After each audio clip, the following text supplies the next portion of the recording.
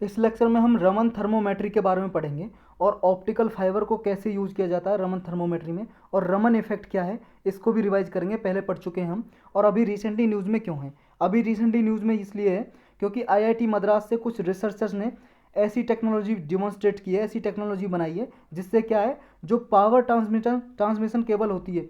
Power transmission cable का मतलब जैसे बिजली के पोल होते हैं ना, बिजली के खंभे, पावर पोल, इलेक्ट्रिक पोल, जो तार उनमें लगी होती हैं, जो पावर ट्रांसमिशन केबल लगी होती हैं जिनके द्वारा बिजली ट्रांसफ़र होती है आपके घरों में, आपके होम्स में जो बिजली ट्रांसफ़र होती है, उसको क्या है, रमन थर्मोमेट्री के जरिए मॉनिटर किया जा सकता है ऑप्टिकल फाइबर केबल के जरिए। मतलब इनमें क्या है, जैसे कि आपके घरों में जो बिजली ट्रांसफ़र होती है, जैसे ये तार लगी हुई हैं, ये पोल हैं जी, ये पोल है, एक पोल यहाँ पे, एक पोल यहाँ पे, ये तार लगी हुई हैं, बिजली की तार है, केबल। इनमें क्या है, ऑप्टिकल फाइबर केबल भी होती है। ऑप्टिकल फाइबर केबल क्या है, जैसे आपकी इंटरनेट के लिए केबल लगी होती है ना, शहरों में आपने देखा होगा, आपके घरों में डायरेक्ट केबल आती है और वो तार आपके कंप्यूटर या लैपटॉप में जुड़ जाती है, या फिर आप राउटर में लगा देते हो वाईफाई के में और वाईफाई से नेट चलाते हो, तो उस तार होती है ना, केबल होती है सर्विस, उसी को बोलते हैं ऑप्टिकल फाइबर केबल। तो बिजली की तारों के बीच में क्या है, अभी जैसे अगर इंटरनेट प्रोवाइड करना जी, स्पेशल इंफ्रास्ट्रक्चर चाहिए ऑप्टिकल फाइबर केबल को बिछाने के लिए। लेकिन क्या सोचा साइंटिस्ट ने, रिसर्चर जो खोज करता है जी, उन्होंने सोचा जो बिजली की तारें जाती हैं उन्हीं के बीच में लगा दो इसे।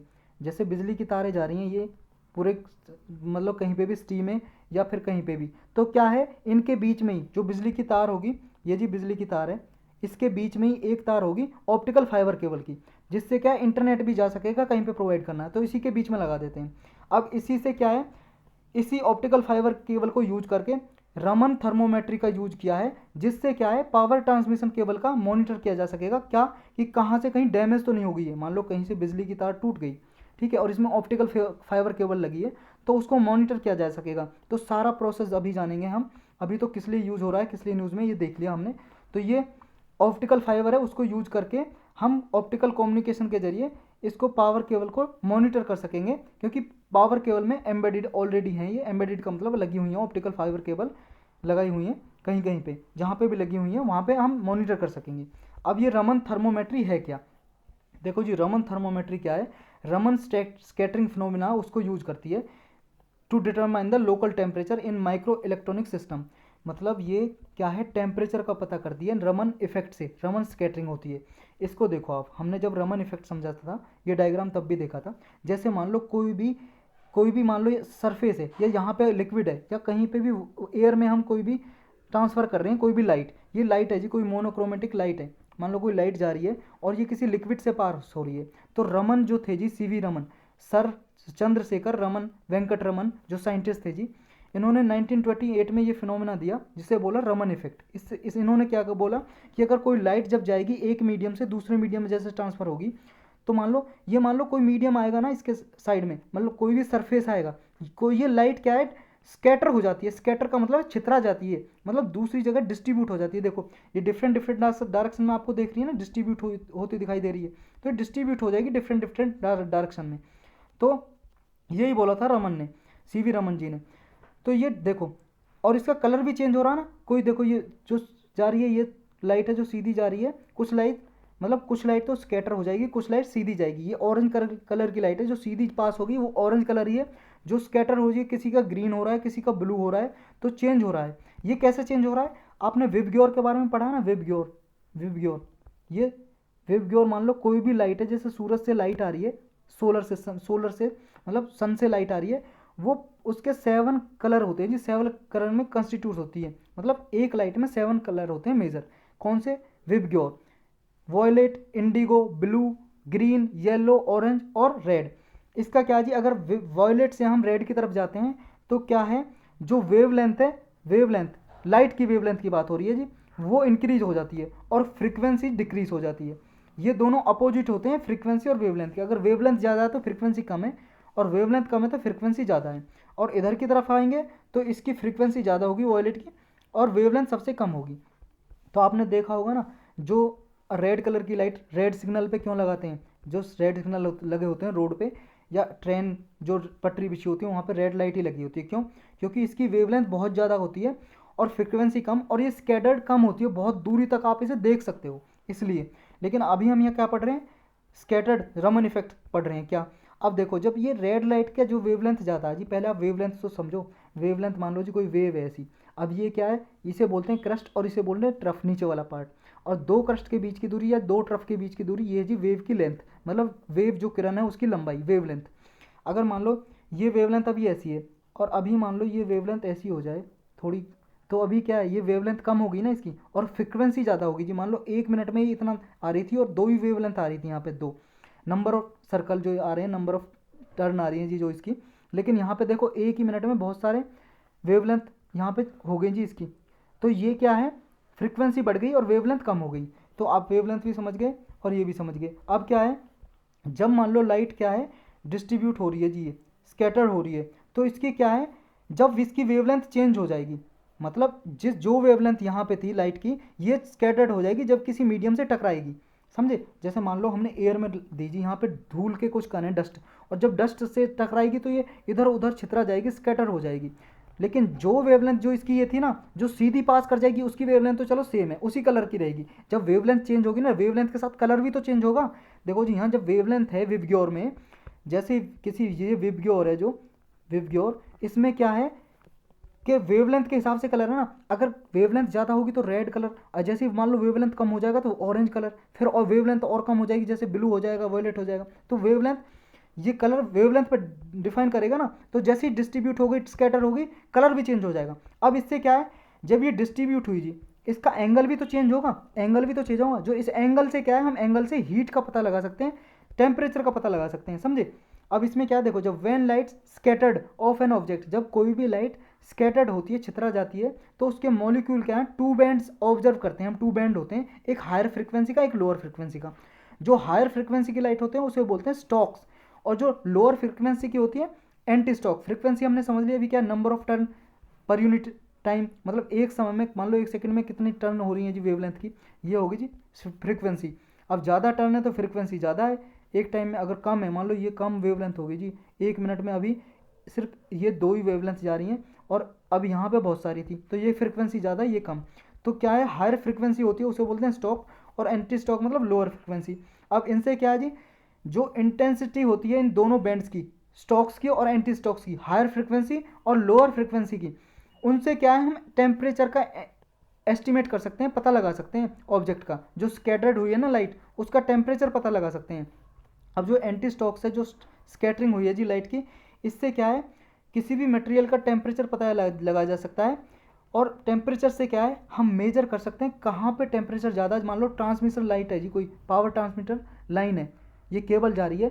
अब यहाँ पे एक लाइट गुजारी जाएगी, लाइट इस जो लाइट किस में गुजारी जा रही है, इसमें पास की जा रही है जो केबल है, केबल में जो यहाँ पे ऑप्टिकल फाइबर है ना, ऑप्टिकल फाइबर में लाइट से डेटा भेजा जा सकता है ना।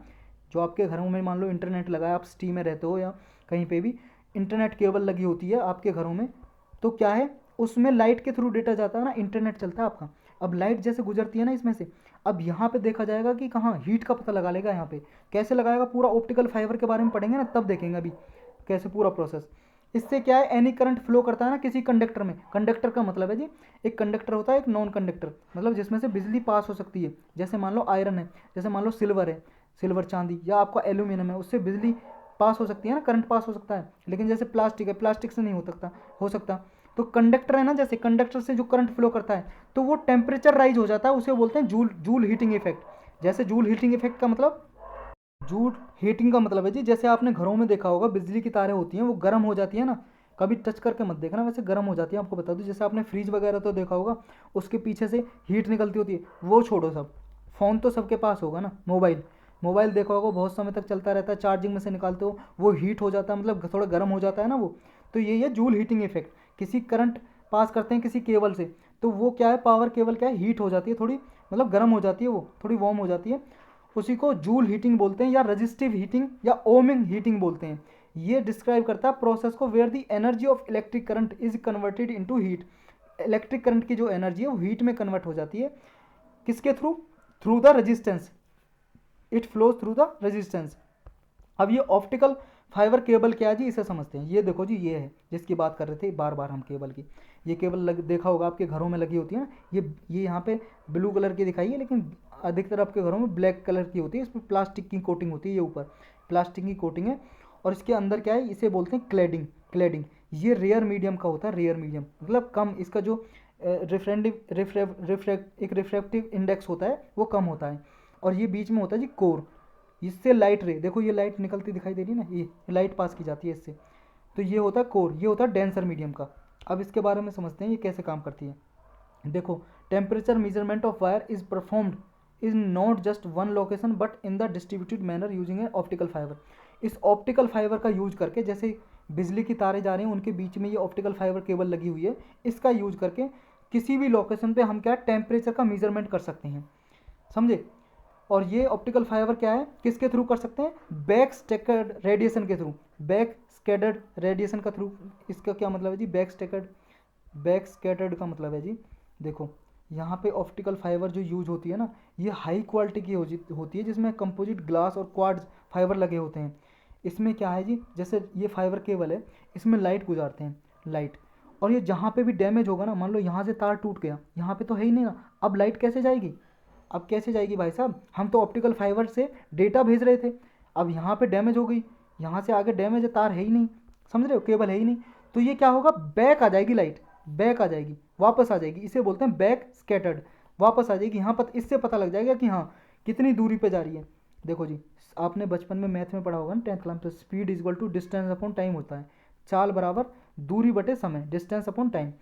अब हमारे पास स्पीड है, हमें पता है ना लाइट को कितनी स्पीड से, हमें लाइट की स्पीड तो पता है ना, लाइट कितनी स्पीड से जा रही है, लाइट की स्पीड तो पता ही है 3 लाख कुछ किलोमीटर पर सेकंड होता है, तो स्पीड भी पता है, और कितने टाइम में जा रही है। हमने अभी लाइट यहाँ से भेजी, ये लाइट टकराई और ये वापस वापस आ रही है, हमें पता है वापस आ रही है ये, तो कितने टाइम में वापस आ रही है, हमारे पास टाइम भी है, तो डिस्टेंस निकल जाएगी ना। डिस्टेंस कैसे, ये जो फॉर्मूला है स्पीड बराबर डिस्टेंस अपॉन में टाइम, तो डिस्टेंस निकाल लिया, टाइम इधर आ जाएगा, मल्टीप्लाई हो जाएगा, तो डिस्टेंस आ जाएगी, जितने टाइम में आई है इंटू स्पीड, दोनों का मल्टीप्लाई कर देंगे डिस्टेंस, हमें पता लग जाएगा कितनी दूरी पे डैमेज है, तो इससे ऐसे पता लगा सकते हैं। तो टेम्परेचर भी, ये जो फाइबर केबल है हमने देख लिया, इसमें कोर होता है जो डेंसर मीडियम का होता है, क्लैडिंग वो रेयर मीडियम का होता है। अब देखो इसमें ना ये टोटल इंटरनल रिफ्लेक्शन पे काम करती है, जो लाइट्स गुजारी जाती है ऑप्टिकल फाइबर में, ये टोटल इंटरनल रिफ्लेक्शन इसमें काम करता है। ये कैसे काम करता है जी, टोटल इंटरनल रिफ्लेक्शन, जैसे मान लो जी, आपको पता होगा, ये मान लो जी कोई ये डेंसर मीडियम है, डेंसर मीडियम है जी, और ये मान लो रेयर मीडियम है, यहाँ कोई ये मान लो यहाँ से ये एक्स एक्सिस है, वाई एक्सिस, यहाँ से कोई लाइट गुजारी जा रही है, लाइट, ये लाइट आ रही है जी डेंसर से रेयर। अब डेंसर से रेयर में आ रही है, पता है ये जब रेयर मीडियम में आएगी ना डेंसर से, तो आपको पता है जो ये है आपका एक्सिस, इससे अवे हो जाएगी, अभी ऐसे आ रही है, इसे ऐसे पास होना चाहिए सीधा, लेकिन थोड़ा अवे हो जाएगी ऐसे। अगर मान लो एंगल इसका इंसिडेंट एंगल है, हम इंसिडेंट एंगल, तो इसे जो होती है ना राइट, ये रिफ्रैक्ट हो गई, इसे बोलते हैं रिफ्रैक्ट, मतलब रिफ्रैक्शन हो गया लाइट का, क्योंकि जिस सीधी लाइन में जाना चाहिए था उस सीधी लाइन में नहीं गई, बल्कि रिफ्रैक्ट हो गई, इसे रिफ्रैक्शन ऑफ लाइट बोलते हैं, रिफ्रैक्शन, याद रखना, रिफ्लेक्शन नहीं है, ये रिफ्रैक्शन है, रिफ्रैक्शन ऑफ लाइट। रिफ्लेक्ट तब होता है लाइट यहाँ से आई और इस टकरा के, मान लो यहाँ से टकरा के वह इसी डायरेक्शन में चलेगी जी, इसी एंगल में, जो एंगल इससे बना हुआ था इसी एंगल में रिफ्लेक्ट वापस हो गई। अब मान लो इसका एंगल और बढ़ा दें, इस एंगल से इतना एंगल कर दें लाइट का, इस यहाँ से गुजारें हम, समझ गए, तो ये लाइट क्या है, थोड़ा और ऊपर हो चली जाएगी, और करें तो ये ऐसा एंगल आएगा, ये वापस उस जिस डायरेक्शन में आ रही है उसी डायरेक्शन में चली गई, यहाँ से गुजारी इस डायरेक्शन में ही चली गई, ये उसी मतलब जिस मीडियम से आ रही है डेंसर मीडियम में उसी में रिफ्लेक्ट होगी। अब बोलेंगे इसे रिफ्लेक्शन ऑफ लाइट, तब बोलते थे रिफ्रैक्शन, रिफ्रैक्शन ऑफ लाइट, अब बोलेंगे रिफ्लेक्शन ऑफ लाइट, रिफ्लेक्शन हो गया। तो जो ये एंगल होता है ना इंसिडेंट एंगल, जिस पे ये रिफ्लेक्शन हो जाता है टोटल, इसी को बोलते हैं टोटल इंटरनल रिफ्लेक्शन, मतलब टोटल इंटरनल रिफ्लेक्शन हो गया जी इसका। और इस एंगल को बोलते हैं जी, जो इंसिडेंट का होता है ये एंगल होता है क्रिटिकल एंगल, समझ गए। अब ये जी टोटल इंटरनल रिफ्लेक्शन पे काम करती है। अब इसमें क्या होता है, जो कंप्लीट रिफ्लेक्शन होता है किसी भी रे ऑफ लाइट का, किसी भी जो लाइट की किरण निकालते हैं उसी मीडियम में टोटल हो जाता है, वाटर में, ग्लास में, किसी में भी। जैसे मान लो कोई गिलास है जी, ये कांच का कोई एक मान लो टुकड़ा है जी, नली बनी हुई है, ये कोई पाइप बना हुआ है, इसमें निकालेंगे तो टोटल इंटरनल रिफ्लेक्शन हो जाएगा, लाइट बाहर नहीं निकलेगी, समझ गए। देखो इससे समझो जी आप, ये जैसे सीधी लाइट निकाल रहे हैं, अभी सीधी निकालेगी, अगर मान लो देखो ये इसका एंगल चेंज किया, ये एंगल चेंज हो रहा है ना बार बार, ये देखो बाहर नहीं निकल रही है, यहाँ तो बाहर निकल रही है, लेकिन जो जितनी लाइट अंदर जा रही है वो टोटल इस एरिया से बाहर नहीं जा रही है, समझ रहे हो, इस एरिया से बाहर नहीं जा रही है। तो ये होता है जी क्या, टोटल इंटरनल रिफ्लेक्शन। तो इसमें जितनी लाइट गुजारी जा रही है, ये यहाँ से पूरी यहाँ पे लाइट आ रही है, इस एरिया से बाहर नहीं निकल रही है, तो इसे बोलते हैं टोटल इंटरनल रिफ्लेक्शन। अब ये लाइट है क्या है जी, टोटल इंटरनल रिफ्लेक्शन से इसमें क्या है, कोई लॉस नहीं होता लाइट का, जितनी इंटेंसिटी की लाइट गुजारी जा रही है सीधा टारगेट पे पहुंच रही है।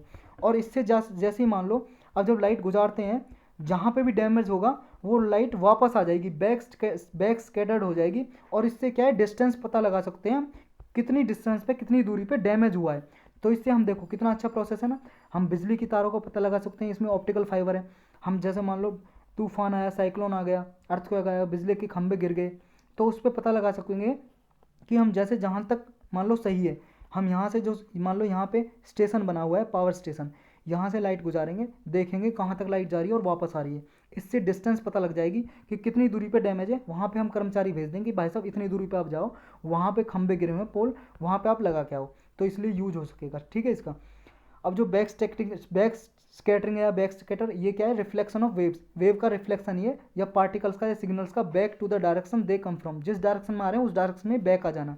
जैसे इस डायरेक्शन में हम लाइट गुजार रहे हैं तो वापस जहाँ पे डैमेज है उसी डायरेक्शन में बैक आ जाती है लाइट, इसी को बैक स्कैटर बोलते हैं। इससे क्या है, पल्स प्रोपोगेट करती हैं all along the length of fibre में, जिससे क्या मेजरमेंट हो सकता है इनका। अब ये टेंस ऑफ किलोमीटर तक जा सकती हैं। अब इसके सिग्निफिकेंस क्या है जी, सिग्निफिकेंस का मतलब है इसके महत्व, इंपॉर्टेंस क्या है। एक तो टेम्परेचर मेजरमेंट, टेम्परेचर का पता लगाया जा सकता है रमन थर्मोमेट्री टेक्निक का यूज करके, टेम्परेचर का पता लगाया जा सकता है टेंस ऑफ किलोमीटर पे कि कितना टेम्परेचर है, हीट ज़्यादा तो नहीं हो रही है, पावर जो लाइन है वो डैमेज तो नहीं हो जाएंगी। दूसरा economic and real time use है जी इसका, सिग्निफिकेंस है। ये कैसे, ये एक अल्टरनेटिव मेथड होगा जी मेजरिंग के टेम्परेचर, पावर केबल का टेम्परेचर मेजर करने का। थर्मल कैमरा लगाए जाएंगे जिससे वो क्या है, एक ये टेम्परेचर मेजरमेंट कर लेंगे जी। टेम्परेचर मेजरमेंट का एक मेथड है जिसके थ्रू क्या है, इन्फॉर्मेशन ली जा सकेगी रियल टाइम में। रियल टाइम का मतलब है कम समय में, मतलब रियल टाइम का मतलब है एफिशिएंट टाइम में पता लगाया जा सकेगा। ये थर्मल कैमरा होते हैं जी, ये डिटेक्ट करेंगे टेम्परेचर को बाय रिकॉग्नाइजिंग और capturing the different level of infrared light. Infrared light को डिटेक्ट करके थर्मल कैमरा जो होंगे वो टेम्परेचर को डिटेक्ट कर सकेंगे। तो इस तरह से पूरा ये हमने देखा। इसमें इतना ही था जी लेक्चर में।